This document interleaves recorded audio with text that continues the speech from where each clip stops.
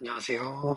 저는 중앙대에서 60회 공인회계사를 준비하고 아직 합격 발표는 안 났고 내일 나는데 아무튼 내일 합격 발표를 기다리고 있는 수험생이었던 사람이고요. 이거를 촬영하는 목적은 이제 회계에서 저희가 좀 쉽게 풀 수 있거나 다른 관점에서 문제를 해석할 수 있는 그런 것들을 좀 보여드리려고 하는데, 여기서 일단 중급회계 2의 주제들은 크게 다르지 않을 거고, 저희가 이제 대부분 중에 1에 있는 문제들을 갖고 제가 말하려는 거를 좀 설명해 드리려고 합니다. 아마 이게 문제를 갖고 얘기를 해야 쉽게 될 것 같아서, 바로 이제 곧 문제를 풀어보면서 얘기를 해볼게요. 그리고 이거 다음으로 또 생각하고 있는 게 저희가 그 중급 회계에서 어려운 파트를 제가 뽑아보자면은 법인세랑 또 그 오류 수정 그다음에 현우가 있을 것 같은데 이 파트들은 제가 생각하기에 제 개인적인 견해인데 수험생들의 편차가 굉장히 실력 편차가 굉장히 심한 과목이라고 생각을 해서 이쪽이 잘 정리가 되지 않으시거나 음, 문제 풀이 스킬 같은 게 아직 익숙치 않은 분들을 위해서 이거는 이제 따로따로 영상을 또 올릴 계획을 갖고 있어요. 여기서 EPS도 할 얘기가 좀 많아서 EPS까지 추가해서 그리고 현우랑 EPS 할 때는 이제 연결 현우랑 연결 CF랑 연결 EPS를 같이 공부해보면 좋을 것 같아요. 그래서 이거는 나중에 이 파트들은 나중에 얘기하기로 하고 또 고급 같은 경우도 뭐 영상을 올릴 생각이 있는데 아마 고급은 올린다면은 이제 기본적인 그런 건 할 것 같진 않고 뭐 위험회피 비율 조정이나 해외 사업장 또 어려운 게 뭐가 있을까요? 상호 소유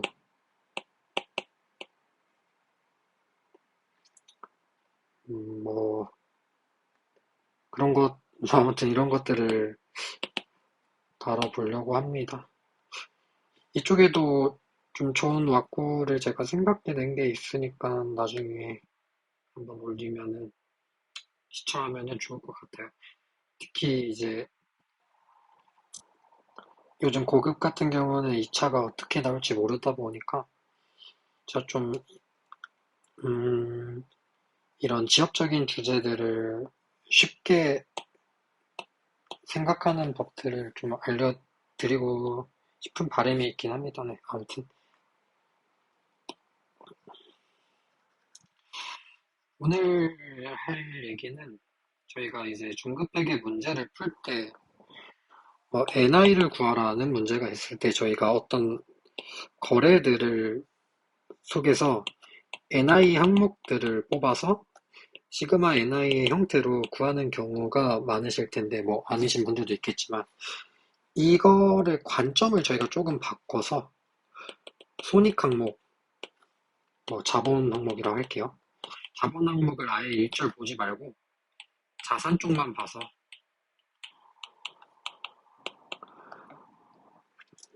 이 손익을 구하자 이 논리를 제가 설명을 드릴 건데 이게 왜 성립이 할까요, 여러분? 그 자산 쪽만 봐서 손익을 구할 수 있는 이유가 이제 대차가 똑같기 때문이죠. 예를 들어서 T가 이렇게 있고 여기가 자산, 부채, 자본이라고 할 때 부채를 일로 넘겨서 저희가 순자산이라고 표현을 하고 여기를 전체를 이 전체를 자본이라고 저희가 볼게요. 이랬을 때 한 회계연도 안에서 이 순자산의 총 변동은 자본의 총 변동으로 이해할 수가 있을 거예요. 아니면 어떤 저희가 손익을 뽑아내야 되는 거래 일자에서 좁게 보면 이렇게 해석할 수 있죠. 그러면은 저희가 이 자본에 영향을 주는 각 항목들을 더해서 구하지 말고 이거를 한 번에 구한 다음에 이 자본에서 이 자본도 종류가 여러 개가 있잖아요. 뭐 대표적으로 손익 쪽에서만 따졌을 때 NI랑 OCI가 있잖아요. 그래서 만약 문제에서 NI를 구하라 하면은 이 순자산 변동을 자본 변동으로 잡고 자본 변동 중에 OCI 변동이 0이라면은 NI를 구한다든지 아니면은 순자산 변동과 NI 변동을 쉽게 구할 수 있을 때 순자산 변동에서 다시 OCI를 역으로 발라내줘서 이 NI를 구하는 그런 방식들을 공부해 보려고 해요. 이게 말로 들으면은 뭐 어쩌라는 건지 싶기도 하고 아니면 강사님들의 그런 걸 통해서 체화를 많이 하신 학생들도 있을 텐데 초시생들이나 좀 연습서를 공회전이라고 하죠. 그렇게 학습하신 분들은 이거를 보면서 다시 이제 같은 문제를 풀더라도 제가 설명해준 논리나 혹은 또 다른 방식을 문제를 풀 때 적용할 수 있을지 한번 고민을 해보면 좋을 것 같아요. 이게 뭔 소린지 한번 문제를 바로 풀어볼게요. 일단 제일 친숙하게 제가 이제 재고 문제를 갖고 왔는데 저희가 이거를 보통 T를 그려서 당연하게 문제를 풀 거예요. 뭔 소리냐면은 저희가 이런 걸 풀 때 그냥 큰 생각 안 하고 기초, 매입, 기말 하고 차액으로 매원을 구하잖아요. 근데 이게 순자산 변동의 논리죠. 뭔 소리냐면은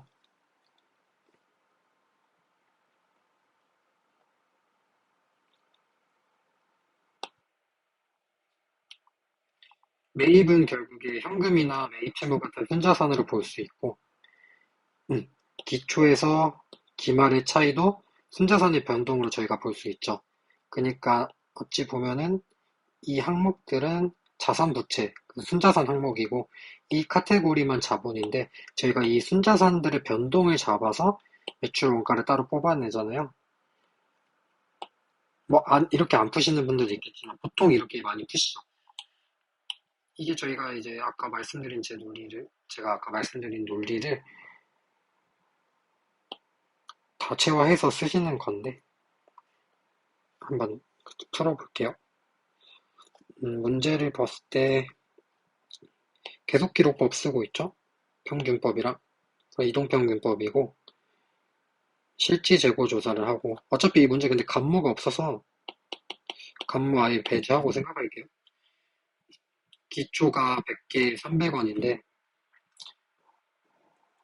기초의 평가 충당금이 4,000원이 있었어요. 그래서 저희가 기초 재고 자산을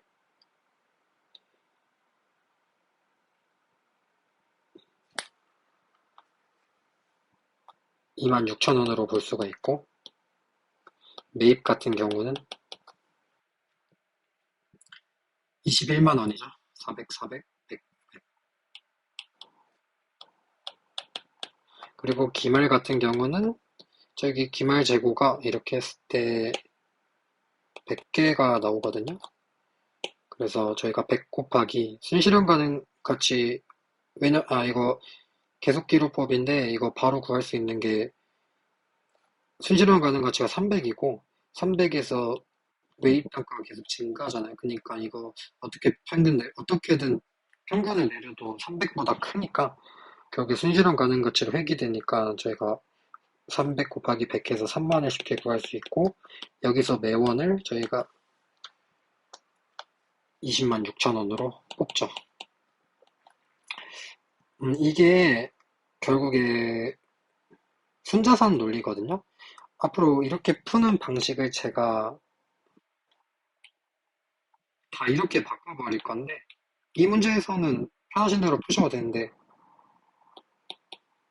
기말자산에서 기초자산, 그 다음에 현금 지출이라고, 매입이 다 현금으로 이루어진다 칠게요.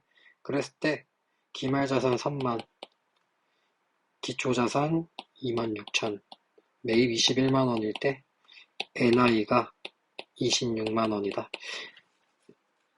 지금 여기서 바뀐 거는 대차랑 매입을 현금으로 친다고 가정한 거밖에 없어요.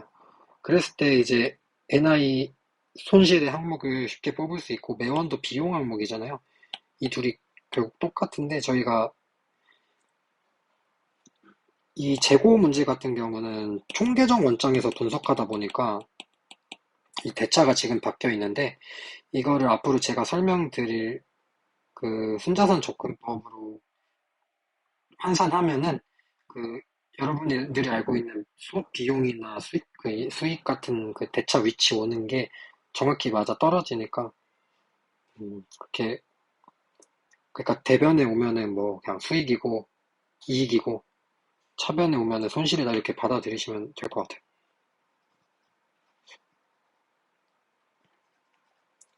사실 이 문제에서는 조금 더 보면 좋은 게, 저희가 평가 손실을 지금 매출 원가로 분류하고 있잖아요. 근데 만약에 평가 손실을 매출 원가로 분류하지 않을 때 이 문제를 이런 방식으로 풀 수 있냐 그런 걸 따졌을 때 풀 수가 있죠. 어떻게 하냐면은 제가 지금 기초 재고 자산이나 기말 재고 자산도 다 순금액으로 표현했잖아요. 그러니까 총 재고에서 마이너스 평가 충당금을 빼서 구했는데, 만약에 저희가 총계정 원장상에서 기초 재고 자산을 4천 원을 빼지 않는 3만 원, 기말을 이거 순실현 고려 안 하면은 이 단위당 기말 원가가 420원이 나오거든요. 420원에 100개 하면은 42,000원이죠. 그리고 매입이 21만 원이면은 매출 원가 19만 8천 원을 쉽게 구할 수 있어요. 여기서 왜 이 평가 충당금만 빼지 않은 금액을 가지고 하면은 이렇게 쉽게 구할 수 있냐라고 궁금하시면은, 사실 이거 자체가 지금 순액으로 표시한 총계적 원장 자체가 이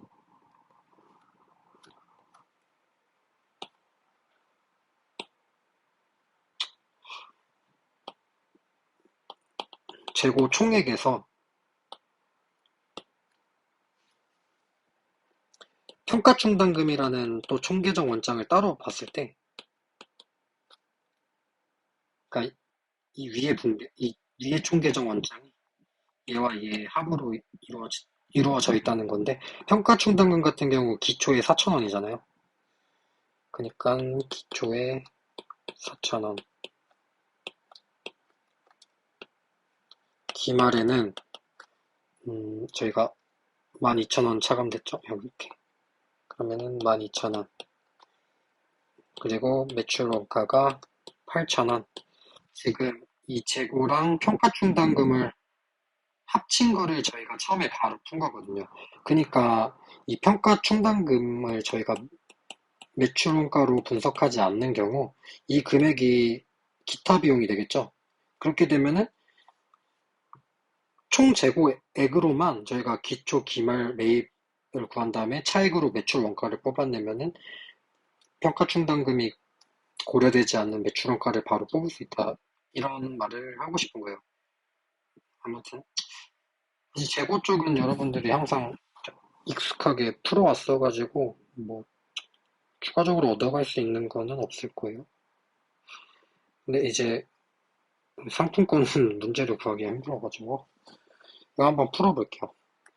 상품권 같은 데서 이제 제가 아까 말씀드린 논리를 적용하면은 좀 풀이 속도가 드라마틱하게 되는데 이게 제가 요구사항을 다 쓰진 않아서 A사가 지금 액면가 10,000원의 상품권을 10% 할인? 그러니까 9,000원씩에 발행을 하는 상태고 상품권의 만기가 1년이고 미사용되면은 만기 후 1년 이내에 80%만큼 현금 전환을 해준다. 그러니까 8,000원에 환불을 해준다 이 말이죠. X1에 100장, X2에 200장 발행했고 X1 사용률 80%, 70%, 만기 1년이니까 X1이 반환이 안 되겠죠? 그리고 X1년께 10장이 X2년에 반환된 상태고 차액은 그거죠. 저희가 상품권 같은 거를 예를 들어서 10만 원어치를 들고 9만 원만 샀을 때 만 원을 돌려주잖아요. 그 차익을 말하는 거고. 그래서 이걸로 저희가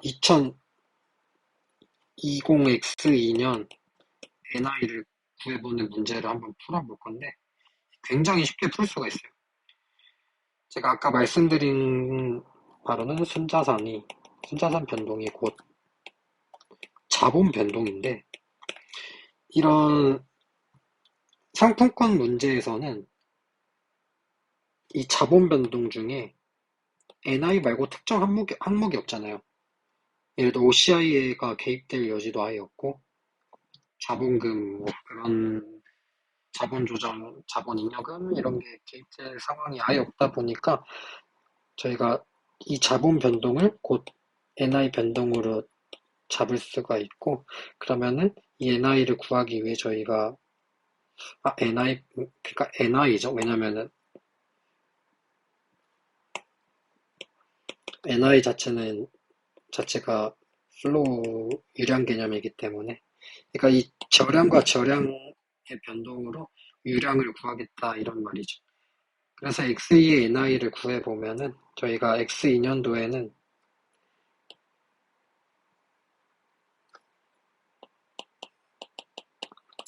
9,000원에 200장을 발행했어요. 9,000원에 200장이면은 180만원이고 근데 여기서 X1에 저희가 반원, 환불해준 10장이 있잖아요. 그래서 저희가 8,000원에 환불을 해주고 있으니까 8,000원에 10장이 환불돼서 현금 8만원. 그리고 이 차익 반환으로 현금 15,000원이 더 나가 있어요. 그랬을 때 저희가 또 봐야 되는 거는 이제 환불 부채죠. 왜냐면은 만기 1년 지나고 1년 동안 환불이 되니까 X1은 이제 더 볼 게 없어요. 왜냐면은 환불 가능 기간도 지났으니까. 근데 X2에 발행한 200장 같은 경우는 X3까지 그죠. X3까지 저희가 안 쓴, 안 쓴 이 30%에 대해서 8,000원씩 환불이 돼요. 그러니까 60장에 8,000원씩 환불이 되니까 저희가 환불 부채를 48만 원을 잡아줘야겠죠. 그랬을 때 NI 같은 경우는 저희가 차액으로 그러니까 이거 저희가 지금 이렇게 구한 게 순자산의 변동이니까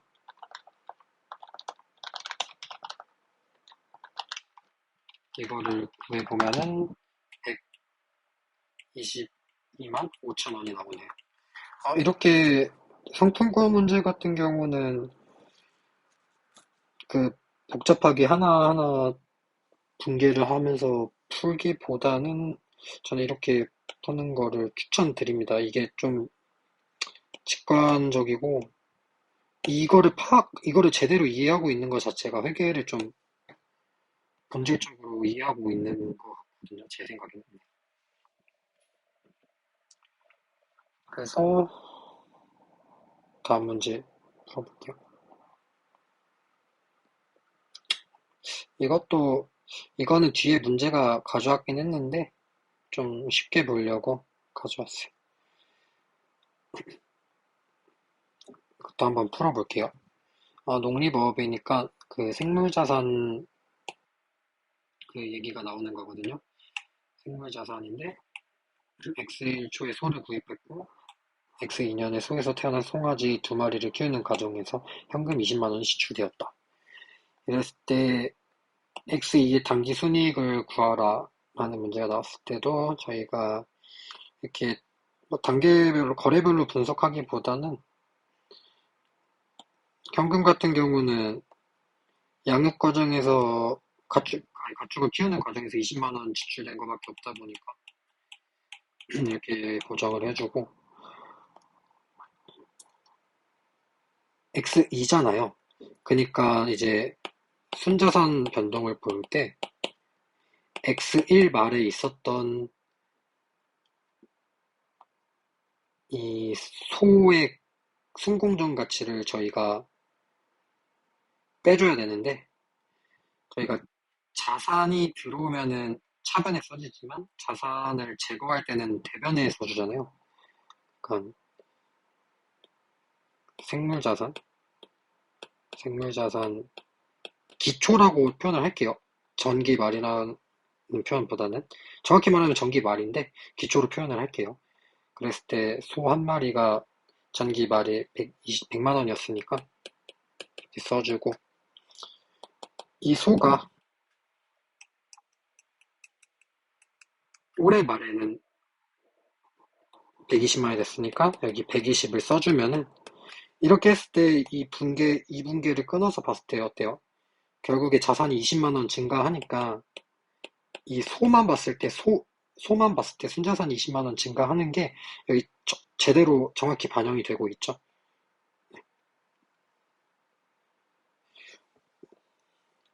그리고 송아지도 생물자산이고 송아지 두 마리가 태어났으니까 저희가 25만 원에 두 마리 해서 50만 원을 쓰면은 X2년도의 NI를 170, 120, 50만 원으로 쉽게 구할 수가 있어요. 네. 지금까지는 좀 계속 엄청 쉬운 문제들만 풀고 있는데 뒤에 이제 2차 문제도 조금 건드려 보면서 풀어볼게요. 이것도 아까랑 똑같은 문제인데 이 문제가 좀 잘려 있어서 요구사항 2에 이제 X1말 재고랑 X1말 유형자산도 구하라는 문제인데 이것도 아까 같은 논리로 한번 풀어볼게요. 저희가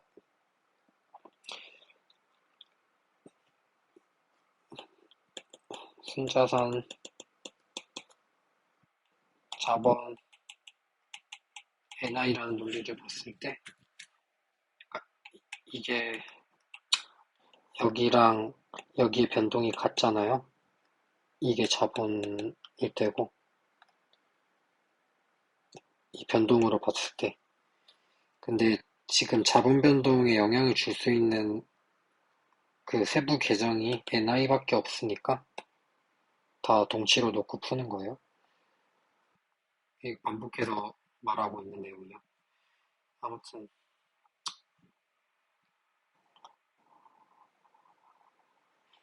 아까처럼 분계를 쳐볼게요.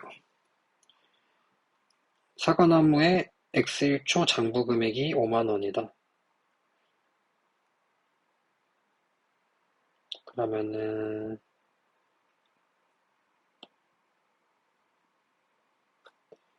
유형자산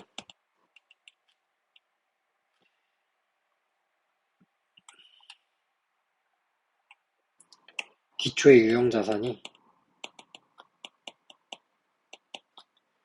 5만 원이었고 이게 5년간 정액법으로 삼각되니까 기말에는 4만 원일 거예요. 그리고 사과박스 수확이 있죠. 사과박스는 뭡니까? 수확물 재고죠. 그러니까 이 수확 시점에서 그러니까 기말에 순공정 가치 재평가 안 하고 취득 시점에 순공정 가치만 써주니까 저희가 수확물 자꾸 줄여서 쓸게요. 수학물 재고가 기말에 20박스. 3만원에 20박스죠? 그럼 60만원. 근데 수학 비용이 2만원 있고, 그러면은 현금 2만원. 근데 10월에 10박스를 팔았대요. 판매 비용은 만원. 그러면은 이거를 수화물 재고가 반이 날라갔으니까 기말에는 30만원밖에 없고 현금 같은 경우는 39만원이 들어왔으니까 이렇게 하고 마지막에 또 있네요. 그 사과나무에서 자라고 있는 사과의 순공전 가치 이거는 생물자산이죠. 매달려 있으니까 생물자산 20만원 이렇게 하면은 저희가 NI를 34만원 39만원 20만원 7만원 86만원으로 쉽게 구할 수가 있어요. 그리고 제가 지금 현금 같은 경우 이렇게 나눠서 썼는데, 이 나중에 숙달 되시면은 그 현금 섹터만 따로 구분을 해서 현금 한 번에 뽑아주는 게 좀 더 빠릅니다. 다음도 또 똑같은 건데, 이건 더 쉬워요. 자, 풀어볼게요. 엑셀 초에 50만원의 돼지를 취득했죠. 현금 한 번에 취급해 볼게요. 그리고 여기 6만원 보조금 수령했으니까 현금 총 지출, 현금 총 유출액은 44만원입니다. 그죠? 그리고 취득 시는 안 중요하고 어차피 기말이 재평가하니까 돼지 한 마리의 순공전 가치 57만원이죠. 자산. 그 다음에 보조금 6만원 수령했는데 이게 2년간 사육 조건이고 기간경과 비례 반환해야 되는 조건이 있기 때문에 저희가 엑셀 말에는 이체 이연수 입기죄가 3만원밖에 없게 돼요. 그래서 이렇게 하면은 NI를 10만원 쉽게 구할 수가 있죠. 그리고 이제 유형자산 파트 같은 경우는 저희가 좀 이 방법으로 풀기가 매우 어려운데 왜 그러냐면은 저희의 논리는 계속해서 말했다시피 순자산이 자본이고 자본이 NI다. 여기까지는 항상 성립하죠. 왜냐면은 대차가 일치해야 되니까. 근데 이거는 성립 안 할 수가 있죠. 왜냐면은 올해 자본 변동에 뭐 유상증자가 껴있거나 이러면은 자본 변동 중에 자본금이나 자본잉여금 조정 이런 게 껴있을 수가 있죠. 근데 유형자산 같은 경우에는 뭐가 껴있냐면은 이런 게 없다 해도 OCI가 껴있어요. 그러니까 자본 변동이 NI 플러스 OCI로 구성되는데 저희가 이제 뒤에서 볼 이 순학적급여 부채, 즉 종업원 급여 같은 경우에는 여기도 자본 변동이 NI랑 OCI로 구성되어 있는데 여기 같은 경우는 이 NI를 따로 구하는 게 쉽거든요. 그래서 NI 따로 구하고 OCI를 뽑아내는 게 좀 더 탁월한 선택일 수가 있는데 이 유형자산 같은 경우에는 저희가 그거죠. 가치가 증가하는 부분에 대해서는 OCI고 깎을 때 OCI 먼저 깎고 나중에 NI 깎고 그 다음에 뭐 대체되는 경우도 있고 또 대체될 때 문제가 NI OCI로 재분류 조정되는 게 아니라 어떻게 대체되죠? AOCI랑 이익잉여금으로 대체되다 보니까 이 손익 이펙트를 구하기가 힘들어요. 이게 정확히 따지면은 이렇게까지 구성되어 있어서 두 개가 아니라 사실 이 네 개로 구성되어 있어요. 이게 무슨 말인지 아시나요? 그러니까 이게 대체되는 경우도 있잖아요. 이익잉여금을 사용하면서 대체하는 경우. 그런 경우에는 저희가 NI랑 OCI 손익 항목을 건드리는 게 아니라 재분류 조정이 안 되다 보니까 RE와 그 이익잉여금과 OCI 두 개를 건드리는데 이렇게 되면 되게 복잡해진단 말이죠. 그래서 사실 유형자산은 이 정직하게 푸는 게 좀 중요해요. 여기서 굳이 쓸 수 있다면 이제 뭐 투자부동산 정도겠죠? 투자부동산 재평가 모형, 재평가를 안 하죠. 공정가치 모형, 뭐 원가 모형. 투자부동산은 뭐 이 두 개 모두 NI만 포함되니까. 아, 뭐 유형자산도 재평가 모형 아니고 원가 모형이면은 NI밖에 없겠죠. 근데 이렇게는 잘 안 나오니까. 유형자산은 이제 뭐 1차든 2차든 정직하게 푸는 게 좀 최선인 것 같아요. 여러분들 뭐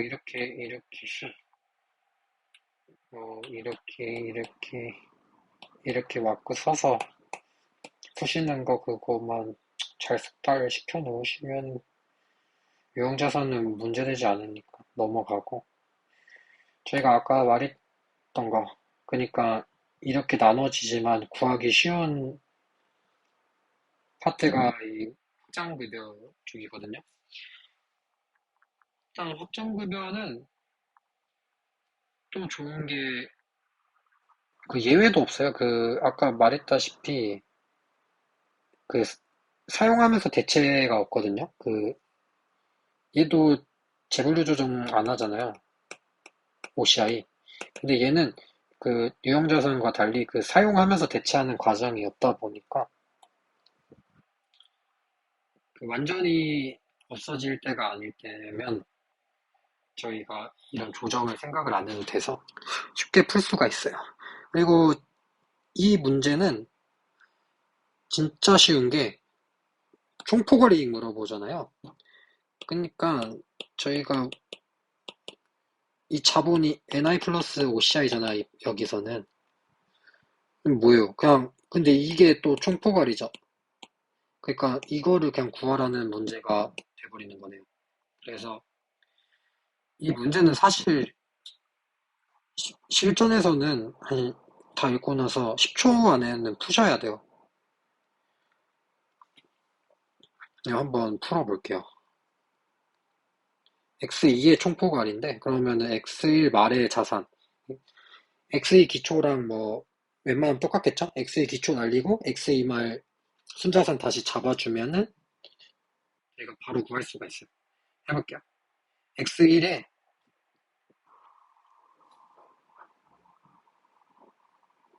X1 말에 확정급여 채무에 장부금액 나와 있죠.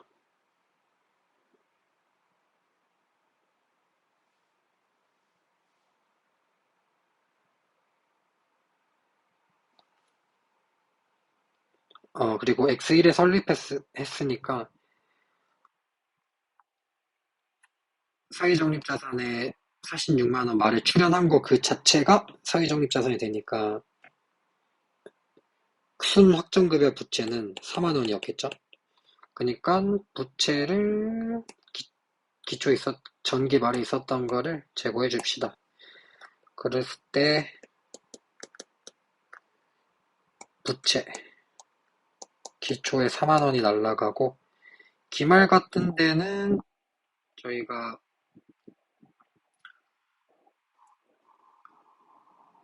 얼마죠?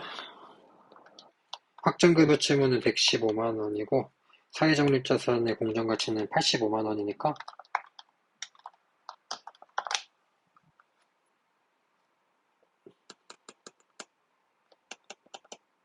제 기말 같은 경우는 30만 원. 그리고 사회적립자산에 X2년에 38만 원 현금 출연했으니까 현금이 38만 원 나가죠? 그리고 이 4만 원 부채 현금 지급하는 거 같은 경우는 저희 아까 재고자산에서 총재고에서 평가충당금 고려해서 순재고로 저희가 이렇게 풀잖아요. 이것처럼 저희가 지금 사회적립자산이랑 확정급여 부채를 한 번에 모아서 한 계정으로 보니까 이 계정에서 서로 대체되는 거는 저희가 고려할 필요가 없어요. 그래서 이 4만 원은 고려하시면 안 돼요. 이게 왜냐면은 그러니까 이거를 저희가 순부채로 보고 있는데 만약에 따로따로 본다 해도 이런 분계거든요. 사회적립자산에서 4만 원이 나가고 부채가 4만 원 없어지는 거라 저희가 이거를 이 계정을 모아서 순으로 한 번에 볼 때 고려할 필요가 아예 없는 거죠. 그랬을 때 총포괄이 여기가 그러면 잔액이 총포괄 이익인데 68만 원에 4만 원 감소하니까 64만 원 감소 이렇게 바로 푸시면 돼요. 지금 뭐 설명하다 보니까 길어진 건데 이게 이제 1차 시험을 직전에 보는 수험생 입장에서는 그냥 딱 보자마자 4만 원, 30만 원, 38만 원 이것만 잡고 바로 계산기로만 푸셔야 됩니다. 그리고 이 아까 이 말씀드린 이거는 좀 이따 다시 좀 제대로 얘기해 볼게요. 그리고 이거 같은 경우는 24년에 나왔던 2차 기출인데 이 악명이 되게 높았어요. 이게 왁구로 풀기에도 너무 어려웠고 정석으로 분계쳐서 풀기에도 너무 복잡해가지고 근데 이거는 저희가 어떤 논리로 풀 거냐면 아까는 총포괄이익 구하라 해서 쉬웠잖아요. 근데 저희는 이거 참고로 구하라는 게 NI랑 OCI예요. 각각 따로 구해야 돼요. 그래서 저희가 여기 이걸 구한 다음에 얘가 구하기가 쉽거든요. 상대적으로. 얘를 구해서 여기서 이걸 차감시켜줘서 얘를 구하는 그런 방식으로 풀어볼게요.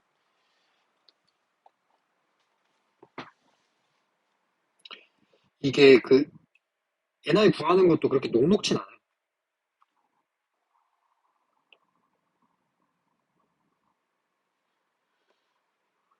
자, 풀어볼게요.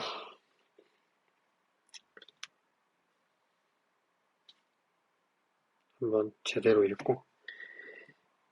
지금 구하라는 거는 구하는 연도는 X2거든요. X1년 말, 그러니까 X2 초죠. 순학점급여 부채가 2만 원. 나 이거 바로 써줄게요. 부채, 부채 기초 거를 2만 원을, 이래, 2만 원을 제거하고,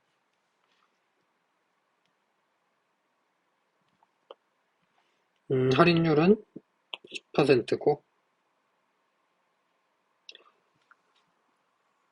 20X2 7월 1일에 정산이라고 하죠. 사회적립자산 확정급여 부채를 정산했는데, 확정급여 채무 2만 원, 사회적립자산은 15,000원. 이렇게 정산을 시켰어요. 그리고 이렇게 하면서 보험회사에 현금 7,000원을 지급했고, 그런 경우 저희가 지금 순부채는 5,000원이 빠졌잖아요. 근데 5,000원 빠질 때 현금 7,000원 줬으니까 이 NI NI 손실이 2,000원이 발생해요. 이거를 저희가 지금 아까 말했다시피 NI는 직접 구하고 OCI를 차익으로 구할 거기 때문에 NI는 이렇게 나올 때마다 직접 적어주셔야만 돼요. 네. 그리고 이 문제 어려운 게 이거거든요. X2에 10월 1일에 할인율을 8%로 다시 결정하고 이 보험 소리적 가정에 변동이 생겨요. 동시에 생긴 건데 이게 왁구나 분계를 쳐서 하기에 좀 많이 힘들었을 거예요. OCI를 다시 잡아줘야 되기 때문에 여기서.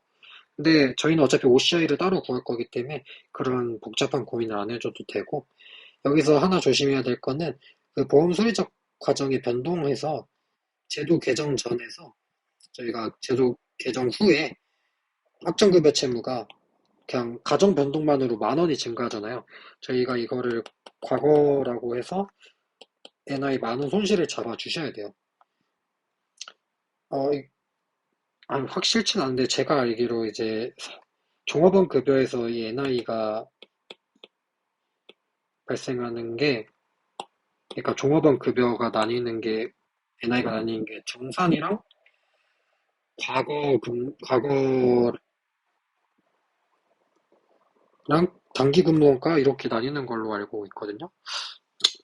사실 이게 정확한 정보는 아니어서 아무튼 그 10,000원 잡아줬고, 네, 이거는 필요 없죠. 어차피 저희는 기말 순 부채만 잡을 거기 때문에. 그리고 단기 근무원가 7,500과 3,000원 이렇게 줬죠. 근무 1,500원. 그 다음에 네, 이게 저희한테 필요한 자료죠. X2 말에 순부채가 얼마냐. 순 자산이 5천원인데 자산 인식 상한이 3,000원이 있어서 저희가 자산 기말을 3,000원 이렇게 이쪽이 아니라 이 차변에 잡아주셔야 돼요. 그리고 여기서 하나 더 구해야 되는 게 저희가 NI 이자 비용을 아직 안 구했죠. 사실 비용이 이자 비용이 될지 이자 수익이 될지는 모르는데 한번 구해 보면은 이거를 지우고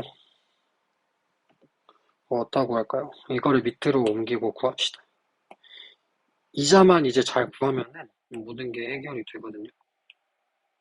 네, 사진까지 뜯어.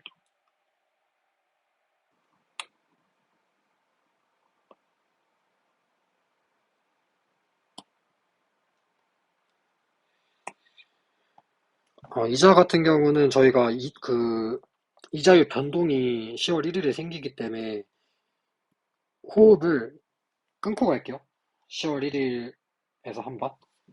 지금 보면은 기초에는 부채가 2만 원이었잖아요.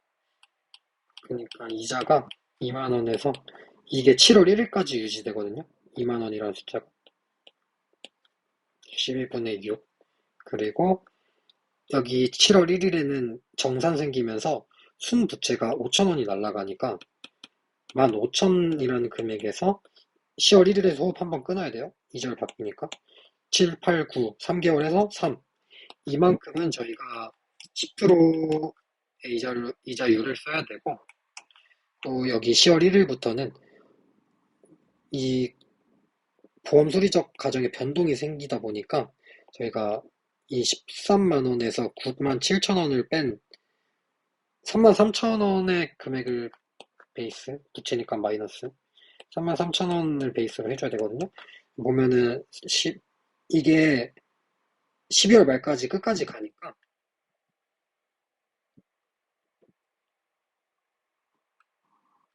12분의 3의 8%를 구해보면은 저희가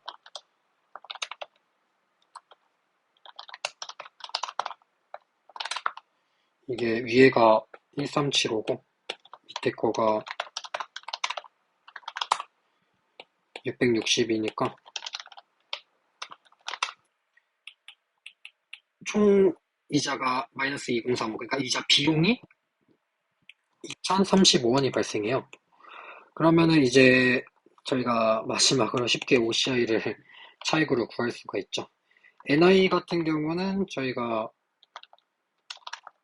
다 계산을 해보면은 24535가 나오고 답을 구해야 되니까 OCI는 차익을 해보면은 지금 이거랑 이게 24535 3,000원 더해주고 2만원 더해주고 7,000원 빼주면은 40535. 그래서 이거를 못 푸신 분들도 많고 이제 왁구 같은 거 쓸 때 이런 거 여기 현금 같은 거 고려해줘야 되거든요. 그래서 틀리신 분들 많을 텐데 처음 봤으면은 이렇게 아까 제가 말씀드린 이, 이 논리만 알고 계셨다면은 이렇게 처음 보는 이 복잡한 상황에서도 문제를 좀 단순화시켜서 이렇게 쉽게 푸실 수가 있을 거예요. 이 푸는 과정은 좀 쉬운데 좀 계산이 좀 더러웠죠? 좀 약간 뭐 그 차이번과 자본화라는 건 줄 알았네요. 아무튼 다음 부분은 이제 이거를 전대리스로도 풀 수 있는데 사실 이거는 이거 하기 전에 저희가 이 문제에서는 해당 안 되는 얘기인데 뭔가 이 총포괄익을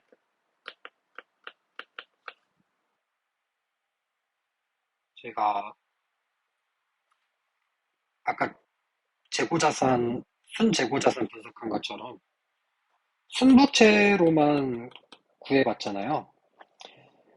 근데 이게 문제가 아직까지 그렇게 나온 적은 없는데 제가 봤을 때 나올 것 같아요. 나중에 이제 확정급여 채무에서만 발생한 손익이랑 사회적립자산에서 발생한 손익을 정확히 NIOCI, NIOCI 이렇게 나눠보라고 할 수도 있거든요.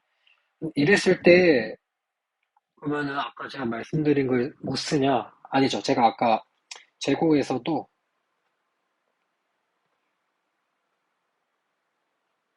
만약에 재고자산 평가 손실이 매출원가로 분류되지 않으면은 순으로 분석하지 말고 재고 그 평가 손실 충당금이 차감되기 전에 재고를 베이스로 구하면은 바로 구할 수 있다고 했잖아요. 이것도 똑같아요.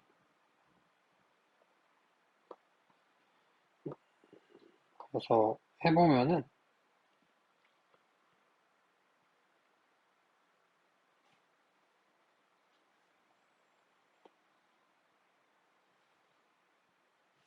하나가 좀 추가되는데 이게 외워야 될 게 아니라 제가 말씀드린 논리를 생각하면은 당연한 거라. 예를 들어 확정급여 채무 쪽에 대한 분계만 한번 볼게요. 그러면은 부채 말이 이렇게 있을 거고 부채 초에 이렇게 있을 거고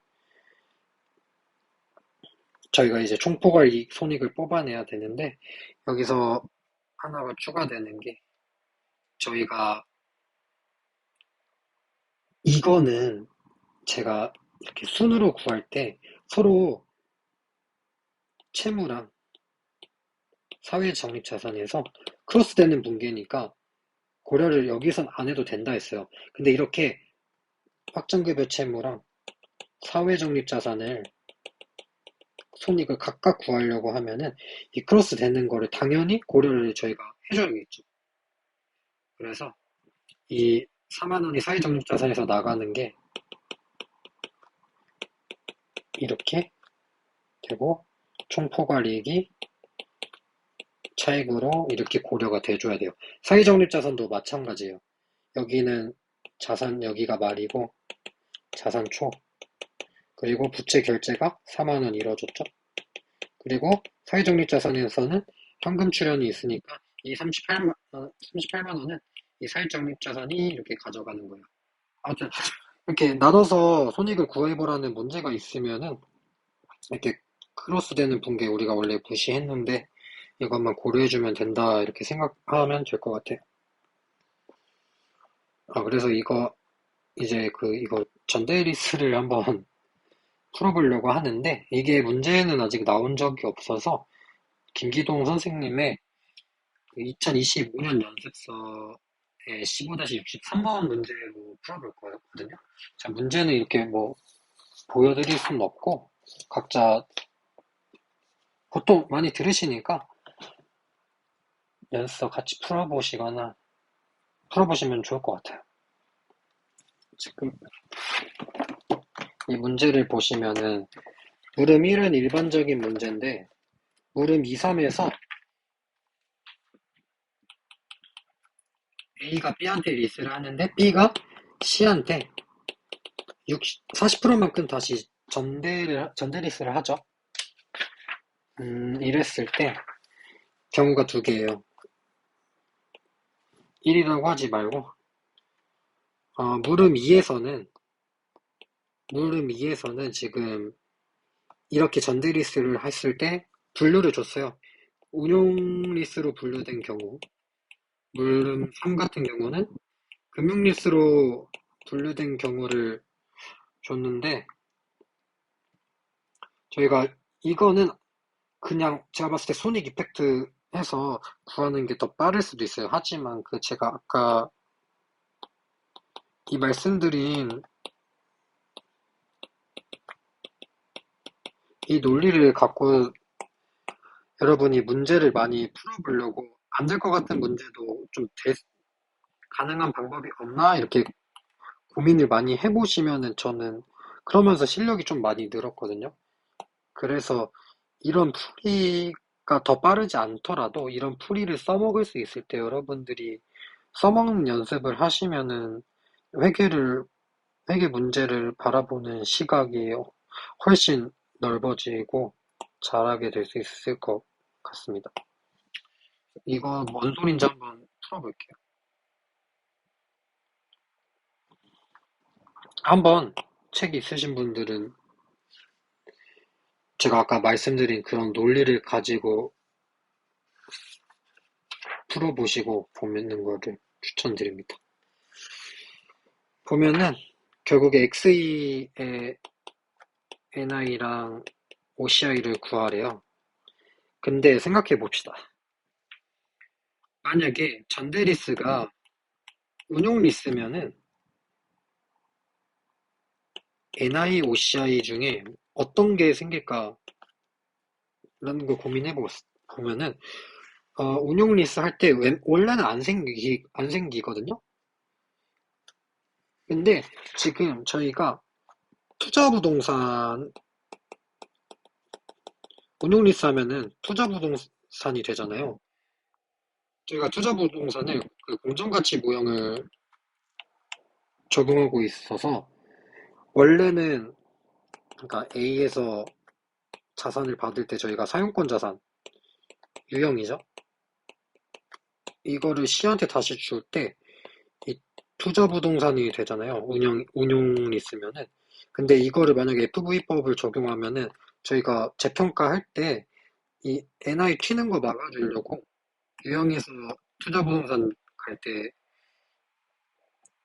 그 유형자산에서의 재평가 모형을 적용하고 가잖아요. 그러니까 이익이 나면은 OCI를 잡고 가잖아요.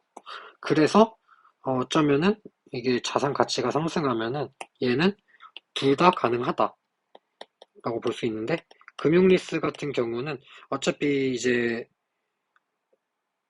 사용권 자산 그대로 두고 사용권 자산을 40% 없애면서 리스 채권이 오잖아요. 이 과정에서 OCI가 개입될 여지는 일절 없거든요.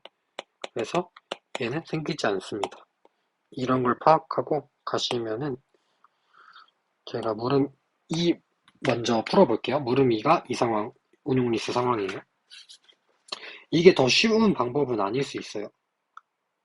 아마 실력이 좋으신 분들은 이거는 직접 바로 손익 이펙트만 뽑아내는 게 빠를 수도 있어요. 지금 보면 저희가 구해야 되는 거는 X2 초 순자산, 그러니까 X1말. 그리고 말씀드릴 게 만약에 X2초 순자산이랑 X1말 순자산이 다르면은 당연히 X1말 순자산을 써야 돼요. 편의상 저희가 그냥 기초 기말 차이라고 하는 거지 정확히 말하면은 전기말과 단기말의 차이가 그 정확한 자본 변동이 되는 거니까. 그래서 저희가 알아야 될 건 X2초 순자산 내용들과 순자산 항목들과 X2말 순자산 항목들이에요. X2초 순자산은 운용 리스의 경우에서 리스 부채랑 사용권 자산밖에 없고요. 저희가 이제부터 그냥 리브랑 사자라고 줄여 쓸게요. X2말 같은 경우는 좀 많아져요. 보면은 리브 생기고 당연히 남아있죠. 40%만 주니까. 그러면서 투자 부동산 이게 60% 상태고 이게 40% 상태고, 그리고 또 고려해줘야 되는 게 저희가 운용 리스 같은 경우는 미래 CF들의 평균을 리스 수익으로 잡다 보니까 미수나 선수 리스료가 생길 수가 있잖아요. 지금 보면은 말에 많이 그 처음에 조금 받아서 자산이 생겨요. 미수 리스료. 이거 주의하셔야 되고, 전 이거를 가지고 저희가 분계를 쳐볼게요. 문제 보시면은 X2초 리스 부채 날려주고요. 이거 쉽게 구할 수 있어요? X2초 사저도 쉽게 구할 수 있고 이거 날려주고요. 기말 자산들을 제가 빠르게 잡아볼게요. X2말 사용권 자산은 조심하셔야 될 게 여기서 3년 삼각대잖아요. 근데 3년 삼각대고 그 3년 삼각된 금액이 지금 이거거든요. 여기서 저희가 40%를 전대리스 하기 때문에 60%만 남아야 돼요. 뭔 말인지 아시죠? 그리고 X2말 리스 부채는 여기다 1.1 여기다가 1.1 곱하고 90만 빼주면은 2157,016이고, 현금 같은 경우는 순 유출액으로 볼게요. 저희가 90만원 줬고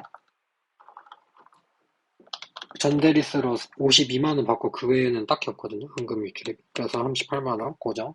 그 다음에 투자부동산 40% 이거 40% 잡아주는데, 지금 보면은 X2년 말에 임차권의 공정가치가 230만원인데 저희 40% 여거에 40%만 줬으니까 92만원 잡아주고, 미수입 리스료는 보면은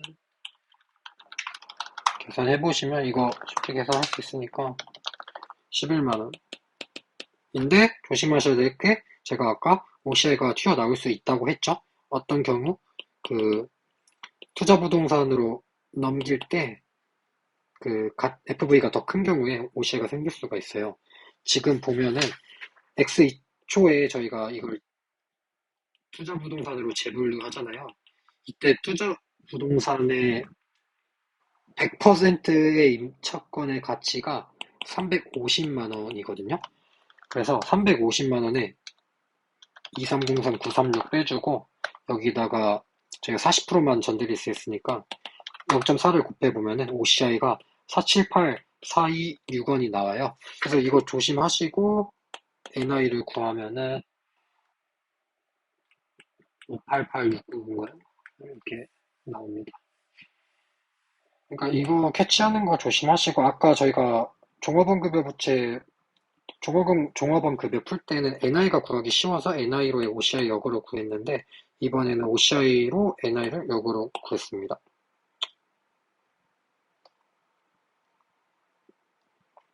이거는 지우고 이제 그러면 금융리스인 경우 볼게요. 금융리스는 상이 훨씬 쉬워요.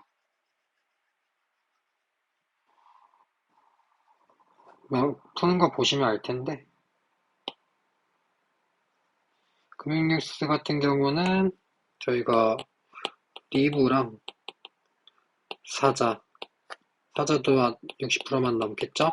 투부가 안 오고 리스 채권이 오죠. 그래서 보면은 아까랑 똑같은데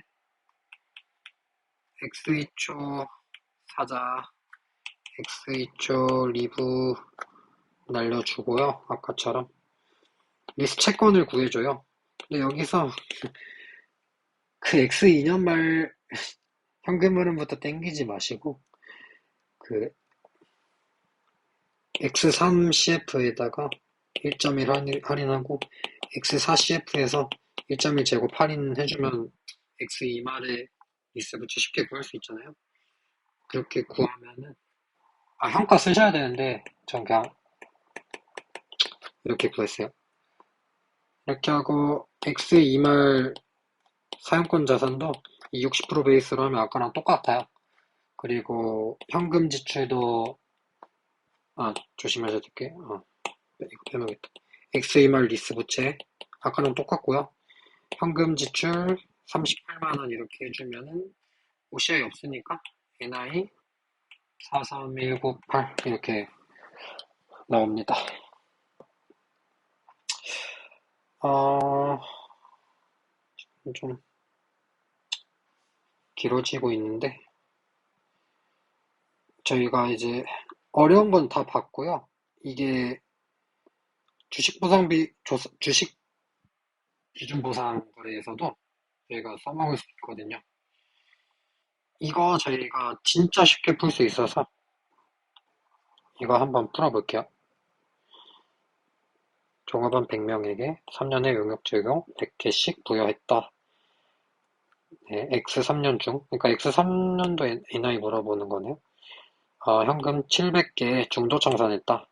중도 청산일의 공정가치 660이니까 저희가 부여일 600 기준으로 이 차이 60만큼은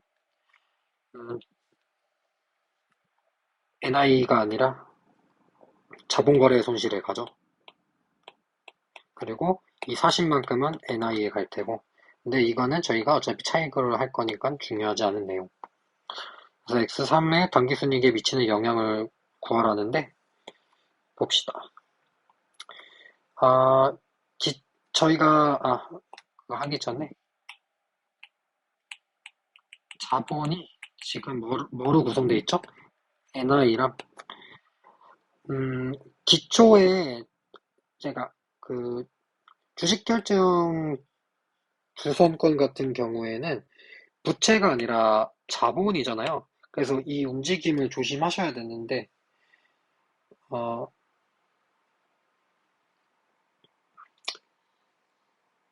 저희가 이거를 뭐랄까요? 자본 조정? 그러니까 주선권을 합시다. 주선권. 그 다음에 이 자본거래 손실 이렇게 분석할 수가 있어요.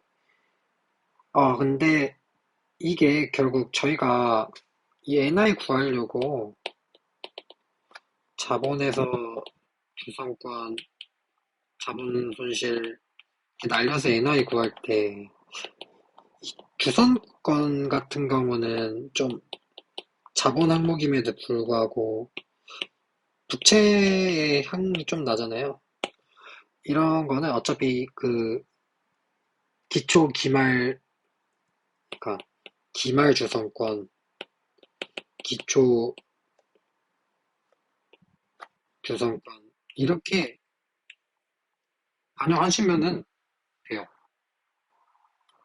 이렇게 고려하시면은 괜찮아요. 그리고 그 왜 그러냐면은 얘도 지금 플로우고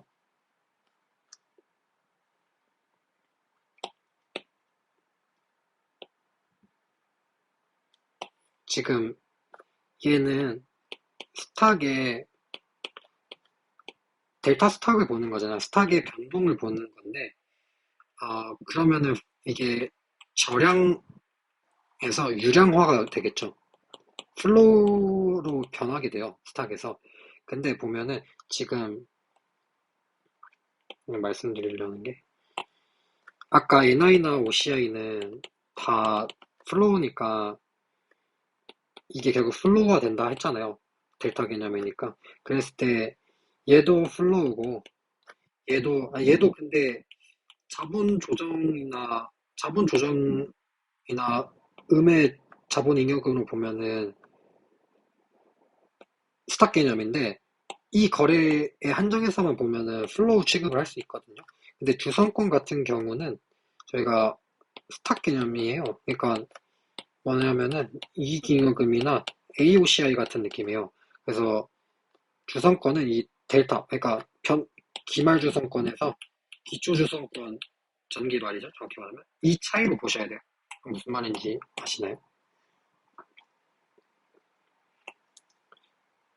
그러니까 이거를 주선권은 이익잉여금이나 AOCI 같은 것라고 생각하시면 되는데, 그래서 풀어보면은 주선권이 어차피 다 청산하니까 날아가잖아요. 그러니까 X3초에 주선권만 날려버리면 되는데, 원래 자본 항목이 여기니까 이쪽으로 날아가겠죠? 제거되면. 왜냐면, 그리고 굳이 따지자면 X3말 주선권은 빵원입니다. X3초 주선권이 지금, 좀 설명이 너무 번잡스러운데. X3초 주선권이 지금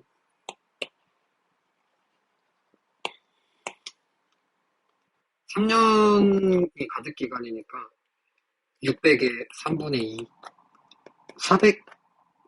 400원으로 돼 있을 거예요. 400원에 100명에 100개니까 10,000개. 그리고 이거를 현금 개당 700개에 10,000개, 700원에 10,000개 이렇게 청산하고, 이 자본거래 손실 60이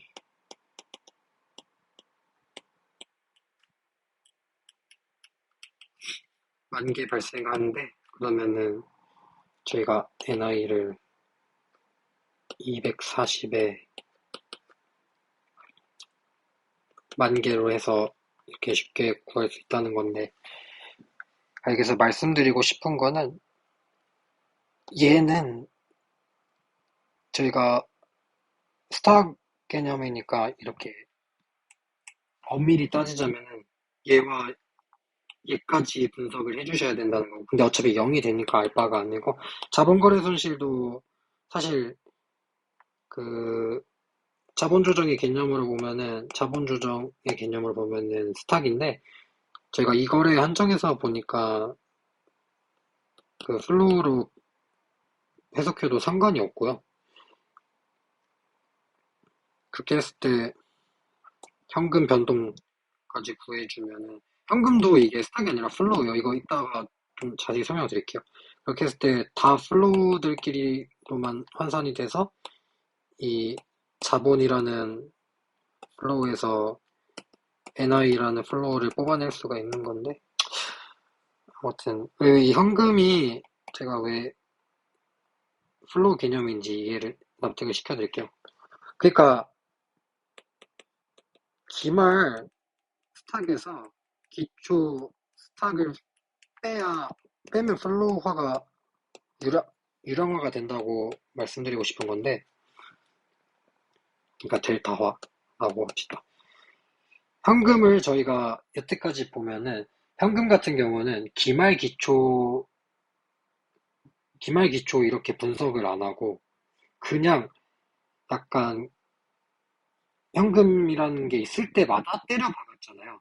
근데 이렇게 해도 상관이 없는 이유가, 이게 현금에 대한 기말 기초는 저희가 자료를 정확히 알 수가 없어서 그러는 건데, 봅시다. 예를 들어서 기초에 현금이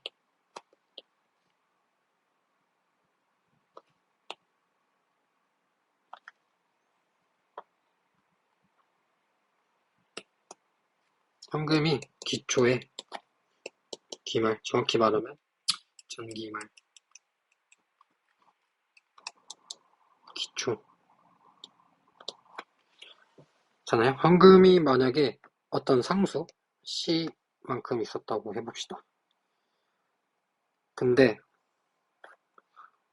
1년 동안 거래가 한 개만 났는데,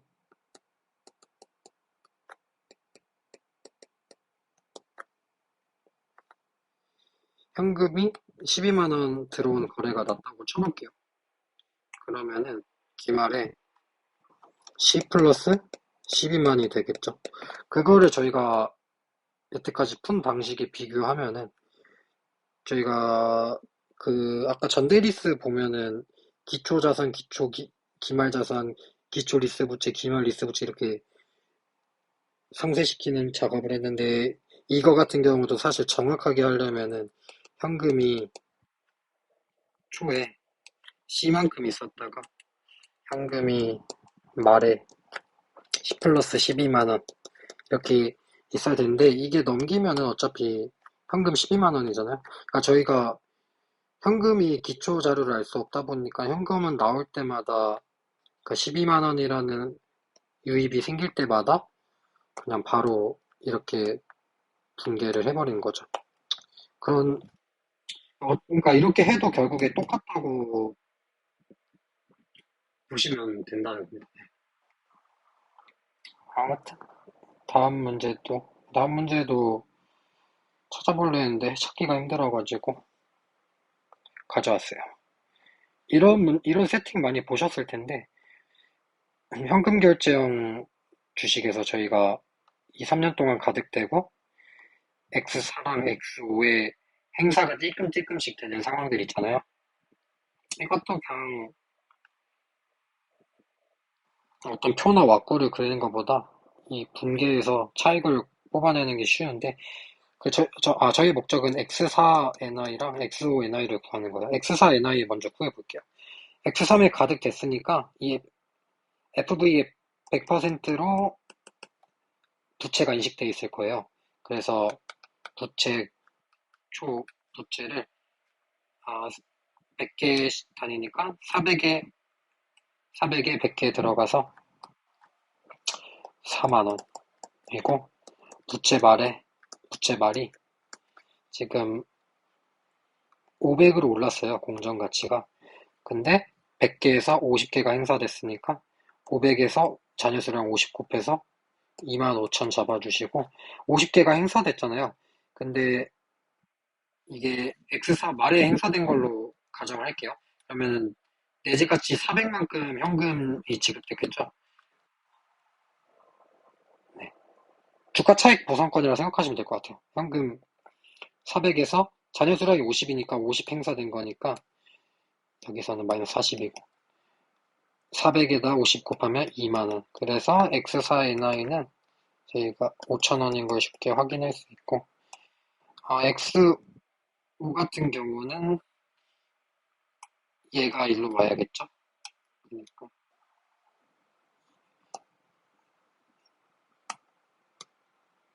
여기 아까 X4 말의 부채가 X5 기초 2만 원, 2만 5천 원으로 날라가지고 이렇게 남았으니까 내지가치 300에 10개 내지가치가 공정가치로 해줘야죠. 공정가치 300에 10개 해주면은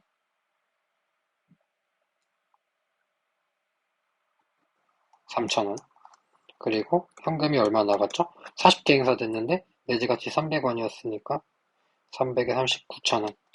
그러면은 NI가 수익 쪽으로 나네요. 12,000원, 13,000원. 이렇게 푸시면 됩니다. 그래서 오늘 좀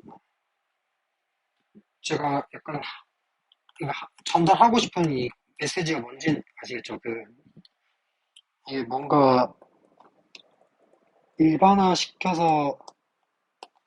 일반화시키면은 뭐 와닿진 않은데 이거의 문제를 풀다 보면은 좀 와닿을 거거든요. 그래서 이렇게 문제를 풀면서 같이 해봤고, 뭐 법인세나 오류 수정, EPS, 현우 이런 거는 일주에서 늦어도 한 2주씩에 찍어내고 고급도 동시에 할 거 있으면은 하는 식으로 해볼게요. 네. 아무튼 오늘은 여기까지 하고 다들 공부하시느라 고생 많으셨습니다.